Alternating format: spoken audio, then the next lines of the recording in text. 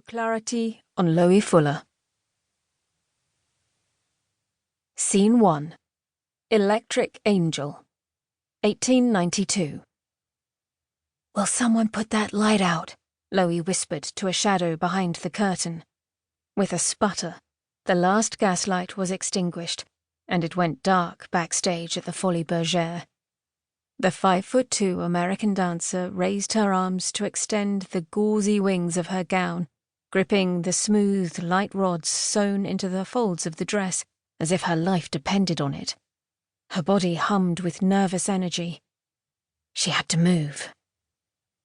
Pushing her hands back and forth and rotating her wrists, Loie created gentle undulations in the featherweight silk for a few moments before lowering her arms to maneuver the skirt back into place with a shimmy. She dropped her head, willed her shoulders to relax, and waited.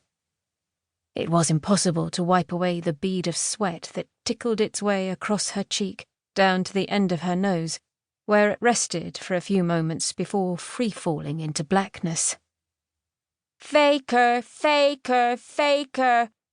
The childhood taunt always haunted her at moments like these. She could still picture the faces of the boys who had teased her when she was a child. But they were grown men now. Maybe she was a faker. But fabricating the impossible from the ordinary was her greatest skill. Loie might not be the most beautiful dancer in Paris, but she was by far the most inventive. Rather than depending on choreography or exposed flesh, she incorporated technology into her art to make it new and modern. Light, colour, and nature were her muses, and she called on them to create dances so original that they crossed over into the realm of art. She only required an audience with the vision to appreciate what she'd done. Loie desperately hoped that Paris would be that audience. She'd fallen in love with the idea of the city and everything it stood for. Art, beauty, modernity. Her own homeland refused to appreciate the importance of her work or credit her for it, and her ideas were being stolen almost as fast as she could manufacture them.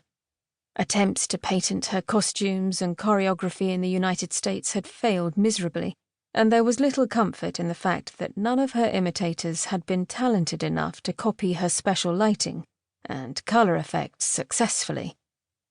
If no one in Paris was moved by her dances or recognized her talent for innovation, this would be just another failed stop on her endless quest for artistic and financial success. Still, she had a feeling that this city was her oyster. It had to be. Parisians appreciated art, or so she'd been told. Paris could make her dreams come true.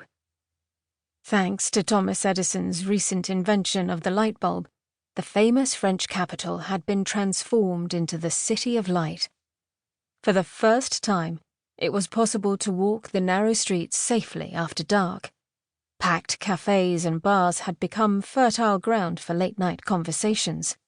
Best of all, the city was a magnet for modern thinkers, and the air was heavy with inspiration, full of ideas waiting to be plucked and formed by artists, writers, and philosophers. New methods of depicting the world using language, line, and colour were being born as fast as they could be jotted down. After years of portraying wealth, power, and religion, artists and writers had moved in a new direction and were now exploring the lives of working people, making them larger than life. Rather than representing royals and mythological figures, painters like Gustave Caillebotte and Camille Pissarro filled their canvases with revolutionary images of peasants scraping floors and gathering grass. Naturalist writers like Émile Zola and J.K. Huysmans used starkly realistic descriptions to explore the life of the working class and the poverty-stricken. Zola's work, which occasionally wove myth into human experience and endowed ordinary objects with lifelike qualities, ignited a new school of thought called symbolism, whose disciples embraced dreams, the mythological and the spiritual, believing that truth was revealed in emotional reaction.